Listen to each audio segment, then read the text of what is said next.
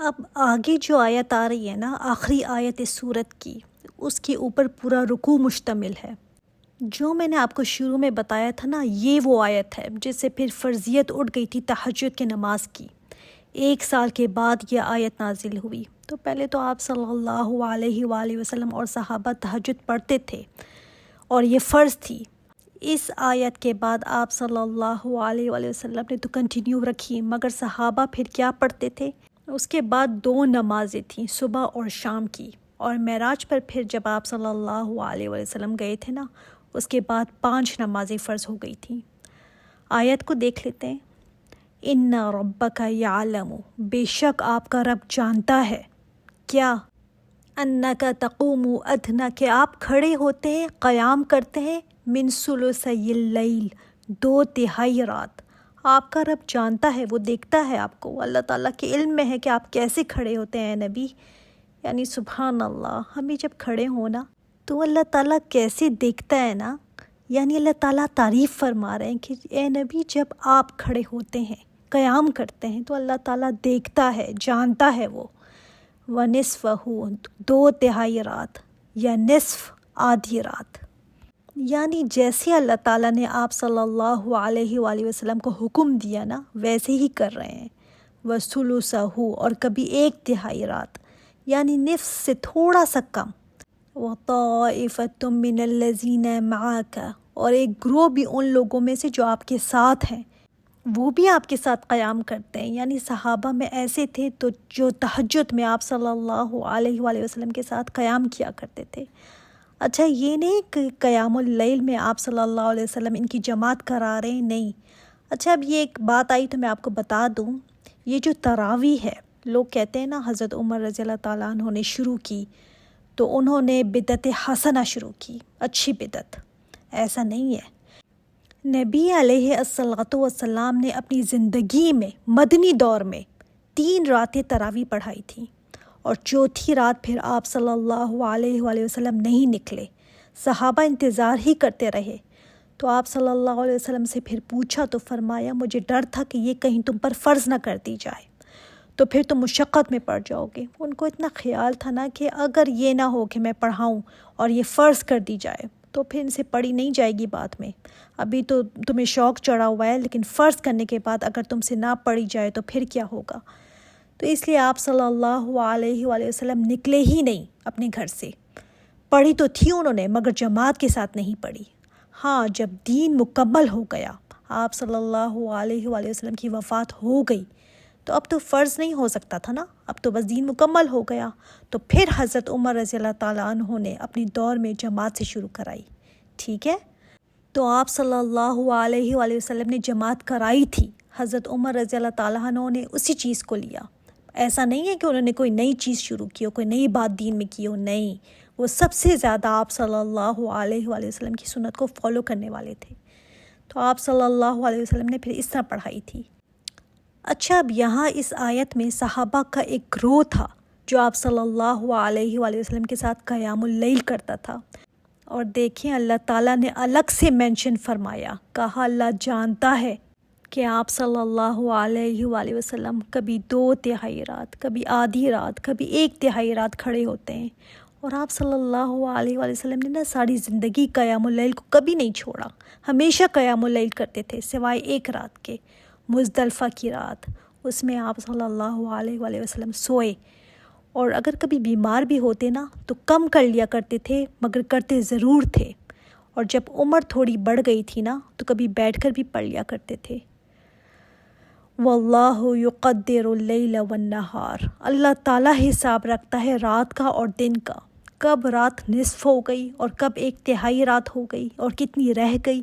اس وقت تو دیکھیں لوگوں کے پاس گھڑیاں نہیں تھی نا، ان کو نہیں پتہ چلتا تھا، مگر اللہ تعالیٰ کے پاس تو حساب ہے نا دن اور رات کا۔ دن میں کبھی وہ کمی کر دیتا ہے، کبھی رات میں کمی کر دیتا ہے، یعنی کبھی دن لمبے ہو جاتے ہیں، راتیں چھوٹی ہو جاتی ہیں، کبھی دن چھوٹے ہو جاتے ہیں، راتیں لمبی ہو جاتی ہیں۔ تو اللہ تعالیٰ ہی حساب رکھنے والا ہے۔ علیم ان لن تحصوہ، وہ جانتا ہے کہ ہرگز نہیں تم طاقت رکھ سکو گے، اس کو پتہ ہے کہ تم پابندی نہیں کر سکو گے۔ فتاب علیکم، تو اس نے توجہ کی تم پر، یعنی اللہ تعالیٰ نے اجازت دے دی، جس نے پڑھنی ہے پڑھے، مستحب ہے، لیکن فرضیت اٹھا لی گئی۔ 1 سال تک تو صحابہ نے قیام اللیل کیا تھا آپ صلی اللہ علیہ وآلہ وسلم کے ساتھ، اور صحابہ اتنے کانشیس تھے نا، ان کو پتہ نہیں چلتا تھا کہ کتنا وقت گزر گیا ہے، گھڑیاں تو تھیں نہیں اس وقت۔ تو صحابہ کا کھڑا ہونا، ان کا قیام میں قرآن پڑھنا، کیا ہی کہنے ہوں گے ان کے۔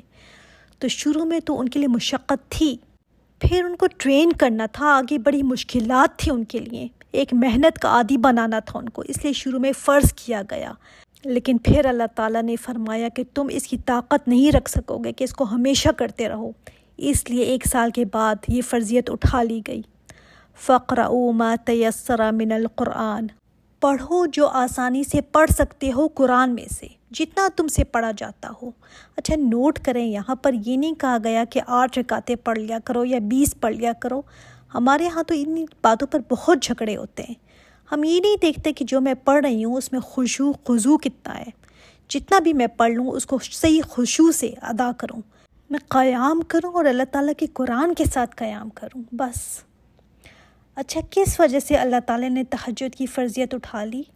عالمہ، اللہ تعالیٰ جانتا ہے، ان سیکون، کہ ضرور ہوں گے، منکم مرضی، تم میں سے کچھ بیمار بھی ہوں گے۔ یعنی آج تو تم کر سکتی ہو نا، لیکن فرض اگر ہو گئی تو پھر امت کے لیے رہتی دنیا تک یہ فرض ہو جائے گی۔ تو اللہ تعالیٰ کو پتہ ہے کہ تم میں سے کچھ بیمار ہوں گے، تو ان کے لیے مشکل ہوگا قیام اللیل۔ وآخرون، اور پھر بڑھاپا ہوگا، وہ بھی کوئی رذیل بیماری سے کم تو نہیں نا۔ وآخرون یضربون فی الارض، اور کچھ دوسرے ہوں گے جو چلیں گے زمین میں، سفر کریں گے۔ یبتغون من فضل اللہ، تلاش کرتے ہوں گے اللہ کا فضل، یعنی کچھ لوگوں کی جاب ہوگی، کچھ بزنس ہوں گے یا کوئی اور کام، اب پورے دن محنت کرنے کے بعد رات کو تھکے ہوں گے، تو نہیں پاسبل ہوگا ان کے لیے کہ پھر وہ رات کو کھڑے ہوں قیام اللیل کے لیے۔ وآخرون یقاتلون فی سبیل اللہ، کچھ دوسرے ہوں گے جو اللہ کے راستے میں لڑیں گے، جنگ میں ہوں گے، پھر وہ کہاں سے قیام اللیل کریں گے، ان کے لیے مشکل ہوگی۔ اچھا یہ نہیں کہا گیا کہ بس انہی چیزوں میں لگے رہو، پڑھنے کی پھر کچھ بھی ضرورت نہیں ہے، بس رزق کے پیچھے ہی لگے رہو، جنگوں میں ہی لگے رہو، بلکہ کہا فَاقْرَؤُوا مَا تَيَسَّرَ مِنْهُ، جتنا بھی آسانی سے ہو سکے پڑھ لو، 1 پیج پڑھ لو، آدھا پڑھ لو، کچھ تو پڑھ لو۔ دنیا کے کام تو چلتے رہیں گے، بیماری بھی آئے گی، سفر بھی کرنا ہوگا، رزق حلال کی تلاش میں سفر بھی کرنے پڑیں گے، اس کے علاوہ اور بھی کچھ لگا رہے گا، مگر قرآن کو نہیں چھوڑنا، اس کو پڑھنا ہے۔ ہاں جتنا آسانی سے پڑھ سکو پڑھ لو۔ انسان کے پاس کبھی زیادہ پڑھنے کا موقع ہو جاتا ہے، کبھی کام آ جاتے ہیں، تھوڑا پڑھ سکتا ہے انسان۔ نماز میں اگر ہم لے لیں اس کو، تو نماز میں جتنا بھی اگر پڑھ سکو، جتنا بھی ایزلی پڑھ سکو، اور زیادہ تر یہاں سے مراد نماز ہی لی گئی ہے، ظاہر ہے اسی کی بات ہو رہی تھی تو اسی سے مراد یہ لی گئی کہ نماز کی بات ہو رہی ہے۔ وَأَقِیمُوا الصَّلَاةَ وَآتُوا الزَّکَاةَ، اور قائم کرو نماز کو اور دو زکوٰۃ۔ مکی کے شروع دور میں زکوٰۃ نہیں تھی، صدقات تھے صرف، لیکن ابن کثیر کہتے ہیں کہ نہیں، زکوٰۃ شروع میں بھی تھی، مگر کتنی % دینی ہے وہ نہیں تھا، ویسے ہی کہا گیا تھا اللہ کے راستے میں دو۔ وَأَقْرِضُوا اللَّهَ قَرْضًا حَسَنًا، اور قرض دو اللہ کو قرض اچھا۔ قرض حسنہ سے مراد خاص طور پر اللہ کے دین کے لیے خرچ کرنا، اس کی نشر و اشاعت، اس کی ترقی، اس کو آگے بڑھانے کے لیے جو بھی خرچ کیا جائے، اس کو اللہ تعالیٰ نے اپنے ذمہ لیا ہے کہ میرے اوپر قرض ہے، وہ میں ضرور اس کو ادا کروں گا۔ جب قرض انسان کسی سے لیتا ہے تو کیا ہوتا ہے؟ انڈرسٹوڈ ہوتا ہے نا کہ واپس دیا جائے گا، تحفہ وغیرہ میں تو یہ نہیں ہوتا، مگر قرض کہتے ہی اس کو ہیں جو بورو کر کے واپس کر دیا جائے۔ اللہ تعالیٰ نے اس کو قرض فرمایا ہے اپنے اوپر، اور نفلی عبادات بھی سے مراد لیا گیا ہے کہ قرض حسنہ سے مراد جو اللہ تعالیٰ کے لیے نفلی عبادات کرے گا، تو اللہ تعالیٰ اس کو بہت اچھی طرح بڑھا چڑھا کر دے گا اس کا اجر۔ وَمَا تُقَدِّمُوا لِأَنفُسِكُمْ، اب ساری باتوں کا ایک خلاصہ، ایک سمری میں کہا گیا کہ کون ہے تم میں سے جو اپنے لیے بھیجے آگے بھلائی۔ جو بھی تم آگے بھیجو گے نا، کوئی بھی بھلائی، چاہے عبادات کی شکل میں ہو، چاہے اللہ کے راستے میں خرچ کرنے کی شکل میں ہو، چاہے وہ کسی کے ساتھ حسن سلوک کی شکل میں ہو، چاہے ماں باپ کی خدمت میں ہو، چاہے صبر کرنے کی شکل میں ہو، جو بھی تم آگے بھیجو گے، کسی قسم کی کوئی بھی نیکی آگے بھیجو گے، تم مطمئن رہو، تجدوہ عند اللہ، تم پالو گے اس کو اللہ کے پاس، کہیں نہیں جا رہا وہ۔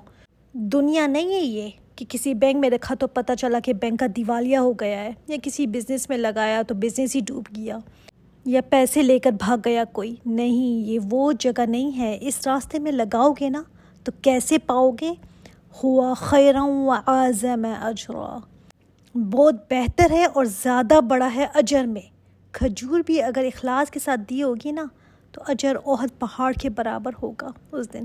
یہ وہ انویسٹمنٹ ہے کہ جو بھی تم آگے بھیجو گے اپنے نفسوں کے لیے۔ اچھا نوٹ کریں اس کو، لِأَنفُسِكُمْ، اپنے لیے بھیج رہے ہو تم، کسی اور کا بھلا نہیں کر رہے۔ اللہ تعالیٰ کو کوئی فائدہ نہیں مل رہا، تمہارا اپنا ہی فائدہ ہے۔ سمجھیں اس بات کو، جب میں کسی کو دے رہی ہوتی ہوں تو وہ میں کسی کو نہیں، اپنے آپ کو دے رہی ہوتی ہوں۔ قرآن میں اپنے لیے کر رہی ہوں، کسی اور کے لیے نہیں کر رہی۔ لِأَنفُسِكُمْ، اپنے لیے، ایسے پاؤ گے، اس کا بدلہ کہ تمہیں بہترین دے گا وہ، اور بہت بڑا ہے اجر میں۔ یہ آپ کا قرآن کے لیے بیٹھنا، اس کو سیکھنا، اس کو سمجھنا آپ کے لیے، اپنے لیے، آپ اپنے لیے اس کو آگے بھیج رہی ہیں۔ وَاسْتَغْفِرُ اللَّهَ، اور تم بخشش مانگو اللہ سے، یعنی جب تم سب یہ کام کر بھی لو، دعوت کے کام میں بھی، قیام اللیل بھی کر رہے ہو، دن میں ذکر بھی کر رہے ہو، آپ نے اللہ تعالیٰ کو اپنا وکیل بھی بنایا، صبر بھی کر رہے ہو، حجن جمیلہ بھی کر رہے ہو، اس کے بعد اللہ تعالیٰ سے معافی بھی مانگتے رہو۔ کیوں؟ ہم نے کیا غلطی کی ہے؟